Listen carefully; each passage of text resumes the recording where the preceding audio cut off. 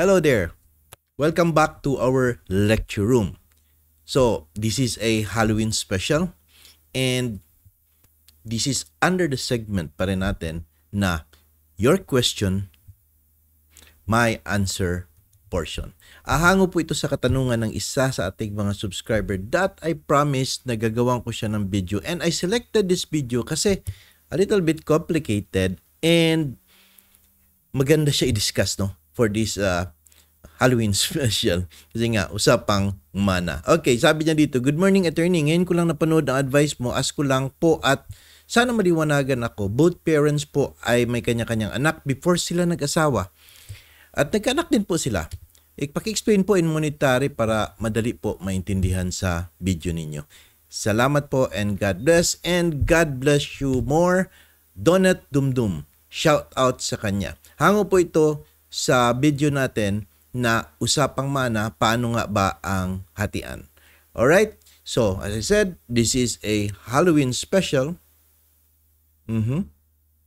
So, stay tuned for this after this short intro.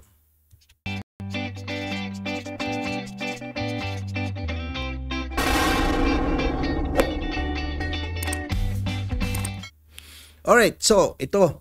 I will answer now your question, Donut, but the way I would answer it, I will make a story para it would be easier for us to understand, So, ibalik natin yung mga character natin na si Jane and John, okay? Alala po natin sila. Now, dito sa story na ito ngayon, si John ito siya is widower and si Jane is widow. Ibig sabihin, mga balo na sila, patay na ang mga asawa nila. And then, itong si John na widower, meron siyang anak, dalawa. And si Jane, meron din siyang anak na dalawa. Ayan, okay. Now, before naging balo si John, of course, yung asawa niya na namatay, at the time that they were married, nakapundar din po sila ng mga ari-arian. Ayan. And then, si Jane naman, may asawa din siya na namatay, nakapundar din po sila ng kanilang mga ari-arian. Ayan. So, that is the story now. Ito si John and Jane, they met, sa grocery, nagkakilala, nag-usap-usap, ako, balo na ako, balo ka na rin yun. And, minsan nga, age doesn't matter when it comes to love, sabi nga nila. Minsan nga, pag mga senior citizen nagmi-meet, nagkakilala, nagkakatitigan ng malalim, And they also fall in love, Kasi, sabi nga natin, the heart has its own reason, that reason cannot reason. Yun ang sabi. Alright. Okay. And then, so, after that, of course, they decided to get married. Okay. Matatanda na kami mga anak. Huwag na kami pakialaman. Mag-asawa na kami. Okay. Nagpakasal si Jane and John. And out of their union ba? Swerte pa, nagkaanak pa sila na si JJ. So, yun ang question kasi ni nagkaanak sila na pangalan is si JJ. Now, sa situation nila, so ganito nangyari, So, extended family. May family pa rin si John doon. May mga anak siya. Si Jane, may anak rin siya sa first marriage.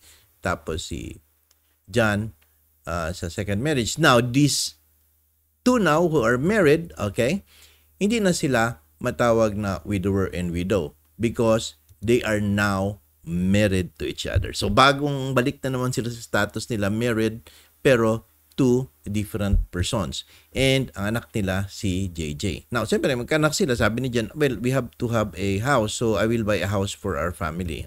Sabi ni Jan. And then sabi ni Jane, of course, di rin pa talo si Jane. Kailangan siguro magbili rin ako ng kotse para sa atin. Yan, may kotse. So what I'm trying to say is that both of them kasi, nung namatay ang kanilang mga respective na mga spouses, meron din silang mga properties on their own, right? And they have their own money. In fact, si John, meron siyang money in the bank on his own. Pati rin si Jane, may money rin sa bank on her own. Ayan. Now, The thing is lang, when they get married, itong estate at saka conjugal property doon sa asawa ni Jane is that hindi pa na settle or na liquidate. Ganun din po sa estate and conjugal property lang ng asawa ni John sa first marriage. Hindi pa na settle at na liquidate. Ibig sabihin po, unresolved po sila. Okay, hindi pa na-resolve ba at nagpakasal sila. Ayan. So, what do you expect will happen when now they get married without resolving? Hindi nila ni-resolve ba muna ang pagsettle ng estate nung namatay ang yumao nilang asawa, mga asawa. So, well, of course, baka maging zombie yung asawa ni Jane. Okay, ito rin, zombie yung asawa ni John. Okay, so joke lang po ito. Halloween special nga eh. No? Baka magtayo sila at during Halloween ngayon, bangon sila sa hukay at kalabitin itong mga respective nila na mga asawa. Okay, but that's a joke. It's Halloween. And let's be serious again. Let's get them out. Okay, so now, so balik tayo sa seryoso. Ito ang first problem na natin na determine. The unresolved issue kung bakit hindi nila nisettle yung mga estates ng mga yumao nilang asawa. Hindi nila na-settle yung properties nila, yung conjugal property nila doon sa first marriage. Okay. Now, and magkakaroon pa ng second problem. Okay, suppose one of them dies, probably si John or si Jane, namatay. Without settling the first problem, magkakaroon tayo ng second problem. Kasi nga, may anak na sila eh. Alright? So, yun po ang ating sasagutin. And that is your question, Donette. And therefore, I will answer that one by one. No? A little bit tricky and complicated, but watch this one. Alright, so, let us go now. So, dinivide ko po sila. Dito na side, ito yung estate ni John with the yumaong wife. And itong kay Jane, dun sa yumaang husband niya na estate nila. Start tayo sa first estate. Now, under Article 103 ng Family Code, ang sabi ng batas po, obligasyon po kasi ng surviving spouse pag may termination of marriage by reason of death, no? Take note that there are kinds of termination of marriage, no? Merong annulment, nullification, or yung tinatawag nating declaration of presumptive death, etc. But one of also the modes of termination of marriage is death. Kung namatay yung isa, then therefore there is no more marriage to speak about. Kaya nga, widower, widow, mga balo na sila. And ang obligasyon po ng balo, yung naiwan po, yung surviving spouse, is that kailangan po nilang isettle ang community property nila. Settle, liquidate the community property. Yung unresolved issue, dapat i-resolve nila bago sana sila magpakasal. Okay. They are obligated to liquidate the community property within the period of 1 year. Yes po. Sa isang taon po, dapat masettle na ito. Para din sa tradition, no? No, kapag balo ka, dapat 1 year hindi ka muna mag-asawa. Di ba? Settle mo siguro yung mga affairs mo muna, magluksa ka, maging malungkot ka, you grieve, no? And settle the affairs of your, the estate of your spouse, no? And probably settle and liquidate the community property. Bakit sinasabing liquidate the community property? Kasi yung community property ninyo is 50% of which owned by the surviving spouse. The rest, the 50%, yan yung property ng wife na estate na ngayon, yung namatay, no? And paghahatian ngayon yan ng mga compulsory heirs. So, liquidate the community property. Yan ang dapat within 1 year po. Alright. And how do you liquidate the community property? Simple. It may be either judicial settlement of estate or yung extrajudicial settlement of estate. Diba napag-usapan na natin yan, pag judicial settlement of estate, pag hindi nagkaintindihan ang mga heirs, they go to court. They file a petition in court for judicial settlement of estate. Now, if they agree, no, wala namang away, and they know how to divide it, and usually they own it in accordance with legal succession, kung ano ang hatian sa pamamaraan ng batas, yun lang din ang susundin nila. And then, ang tawag po niyan is extrajudicial settlement of estate. Okay. Ibig sabihin, gagawa lang sila ng papers ng extrajudicial settlement, no? And then, when they do that, they will be executing that form of extrajudicial settlement. This is panonotarize nila, i-publish na rin sa newspaper of general circulation for 3 weeks, and then bayaran lang estate tax, transfer fee, transfer tax, ROD, etc. Then, labas ang title, may tatak na Rule 74, nakalagay na yung mga pangalan ng mga heirs. Okay? So, ganun po yun, extrajudicial settlement as compared sa judicial settlement. Okay. And then, what if it lapse and no liquidation made? Lumampas na isang taon, walang liquidation na nangyari. Walang settlement of estate na nangyari. Wala. Nada. None. Usually, ganyan po ang nangyayari. Pinapabayaan nila. Kaya, aside from the fact na mag-i-incur ng penalty, mayroong unresolved issue. And gaya ng sabi ko, baka maglabas yung zombie. Alright? Okay, sige. So, what if it lapse and no liquidation made? So, ang sabi po ng batas under 103 ng Family Code is that, number 1, any disposition or encumbrance, bentahan or prenda, mortgage ng property involving the community property of the terminated marriage shall be considered as void. Yes po, void, ibig sabihin walang bisa. Hindi ka pwede magbenta ng property kapag hindi mo na liquidate yung community property. You have to settle it, pay all the estate tax, then i-transfer sa inyo bago kayo makabenta. Kaya nga po, pag may binebentang property, tapos sabi niya, saan na yung parents, saan na yung asawa mo, patay na po. O sige, bilhin ko yan, magawa ng deed of sale diretso, void yan po, hindi pwede. Kailangan i-settle muna, tapos saka magbentahan. Ang iba naman, sinasabay, extrajudicial settlement of estate with sale. Okay. Una ang transaction ng settlement of estate, then sale. O, kaya yan po ang ibig sabihin ng ating batas. Alright. And then, what if kung nagpakasal? Like what happened with Jane and John, di ba? Nagpakasal sila.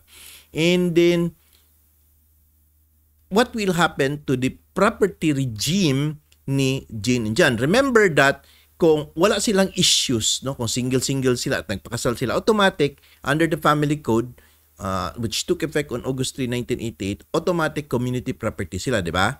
What is yours is mine, what is mine is yours. Yun ang rule. Now, kung meron silang unresolved issues, just like this example that we have right now, ang property regime nila would be complete separation of property. Should the surviving spouse contract a subsequent marriage, nag-asawa daw ng panibagong kasal, without complying with the foregoing, without complying doon sa settlement or liquidation of the community property of the terminated marriage by reason of death, then mandatory regime, mandatory sabi ng batas, of complete separation property shall govern the property relation of the subsequent marriage, yung susunod. So, sa kasal ni John and Jane na hindi nila na-resolve first, ang mag-govern sa kanila is yung complete separation of property. Automatic po. Bakit naman? Kasi the purpose of the law is to protect yung estate ng prior marriage, lalo na yung mga heirs na nandoon, para hindi magulo. So, nagpakasal ka, hindi mo niliquidate, automatic, complete separation kayo. Huwag natin ito isama ito, baka madamay at masali dito, mahalo, magkakaroon ng mixed properties wherein ikiklaim nung panibagong asawa na, akin na rin yan. Hindi naman pala. Igaling pala yun sa estate doon sa yumaon na asawa ng isa o ni John, di ba? Or ni Jane for that matter.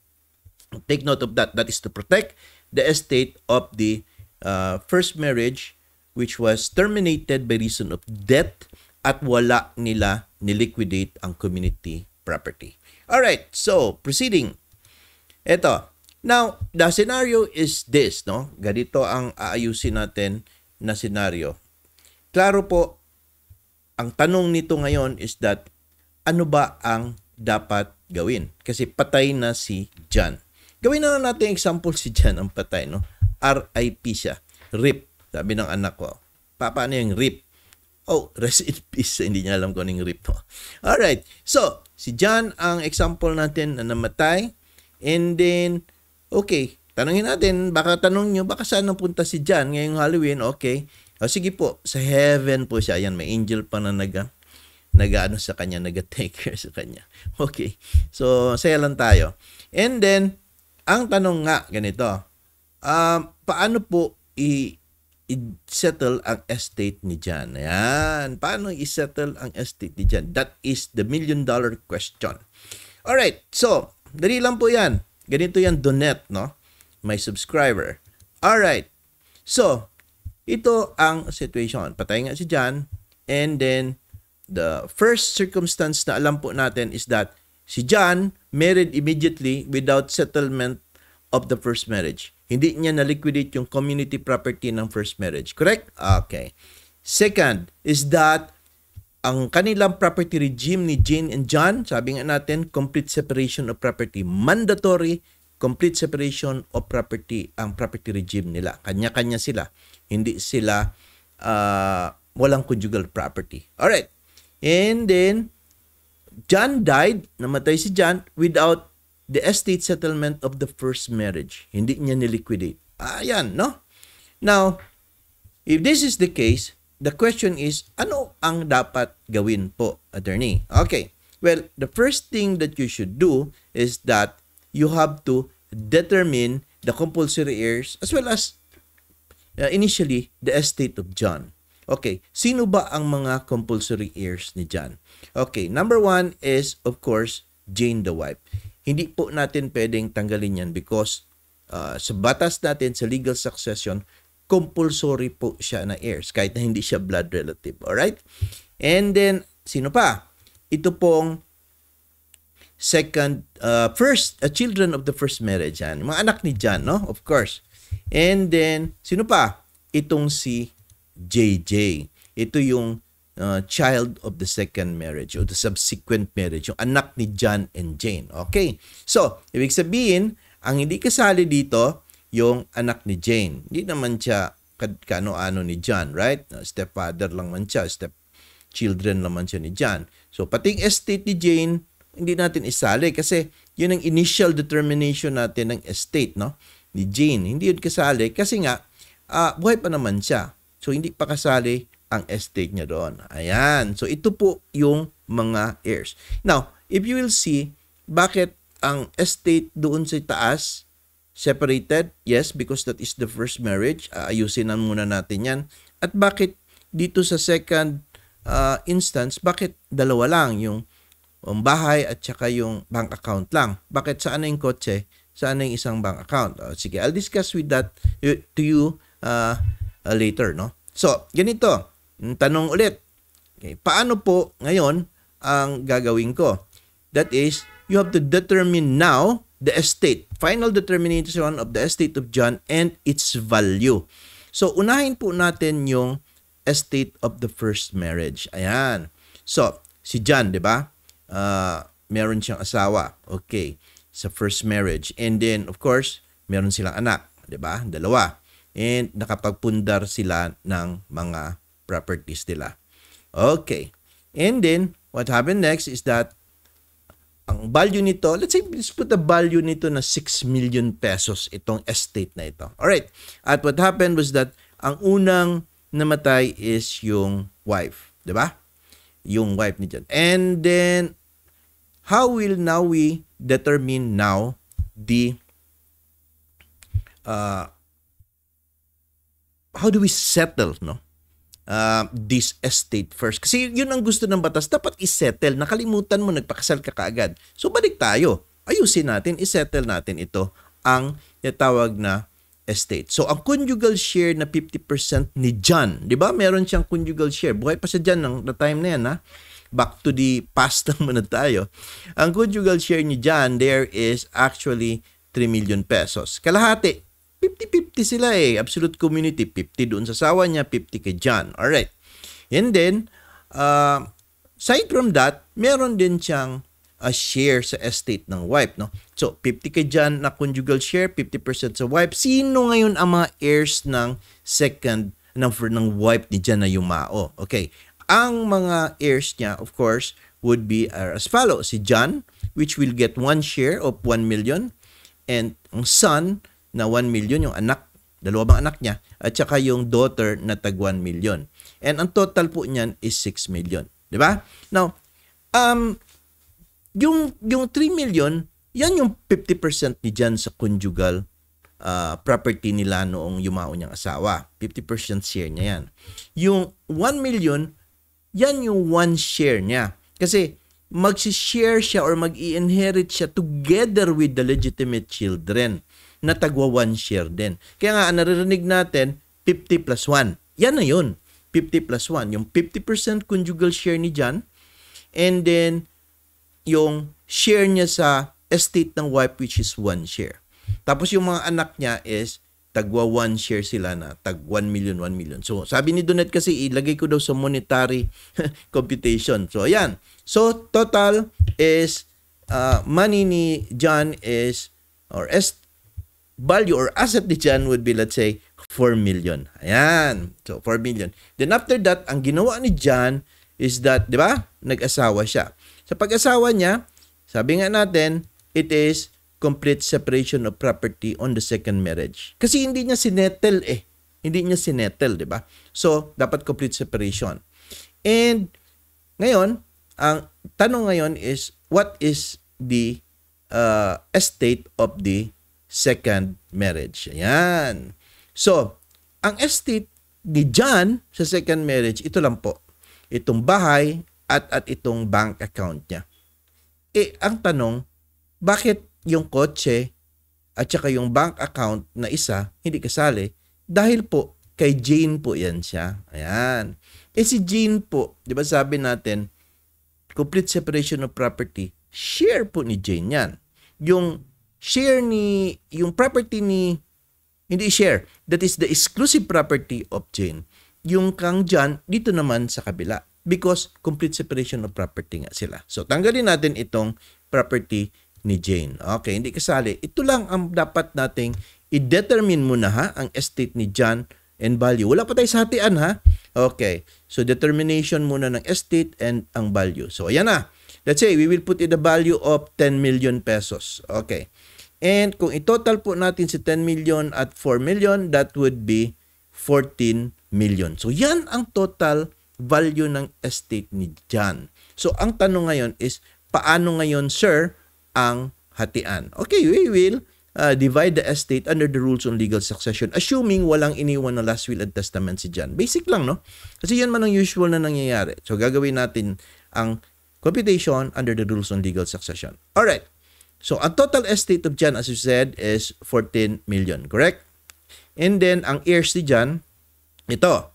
Sabi nga natin, ang wife is the compulsory heir, kahit na hindi siya kamag-anak. Si JJ, yung son of second marriage, anak ni John and Jane. Yung son of the first marriage and the daughter of the second marriage, yung mga stepchildren ni John. Ni Jane. Okay. So, kailangan ito ang mga compulsory heirs, no? At sila yung magmamana. So, yung wife, again, tapos si JJ, yung anak nila, tapos yung children of the first marriage ni John. Okay. Now, paano po i-divide? Ang pag-divide po nito is simple. Equal division po. One share each sila. Divided by 4. Bakit, sir? Divided by 4. Eh, asawa man si Jane. Bakit parehas lang ang share niya doon sa 14 million doon sa estate ni John? Kasi there is no conjugal property involved. Take note that sa kanilang property regime, si Jane and John, ang kanilang property regime is separation of property. Exclusive property, kanya-kanya sila na property. Mandatory regime po yun, sabi ng batas. Hindi sila pwede magkaroon ng conjugal property. Paano, sir, kung ganito? Nag-contribute sabihin ni John and Jane na, well, I paid 50% of that.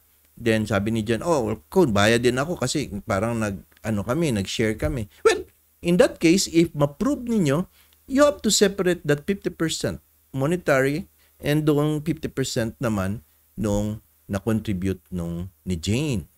Separate sila. Kasi iba-iba yun. That would be considered as separation talaga of property. In all contribution will not make the regime as conjugal property. possibly it would be co-ownership on that particular thing, but it would depend now the percentage of co-ownership kung magkano ang na-contribute para ma-segregate natin and ma-determine natin po at ma-include yun sa estate nung namatay. That is the only logical conclusion and thing to do if there is a joint contribution during the second marriage ni Jane and John na ang kanilang property regime is complete separation of property. Alright, so you get it? So, with that, let's us divide in monetary kasi yun ang request ni Donette. So, 3.5 million kay Jane, tapos sa anak nila, 3.5 million. Sa mga anak sa first wife is 7 million. That is 3.5 million each, no? Or a total of 14 million. Alright?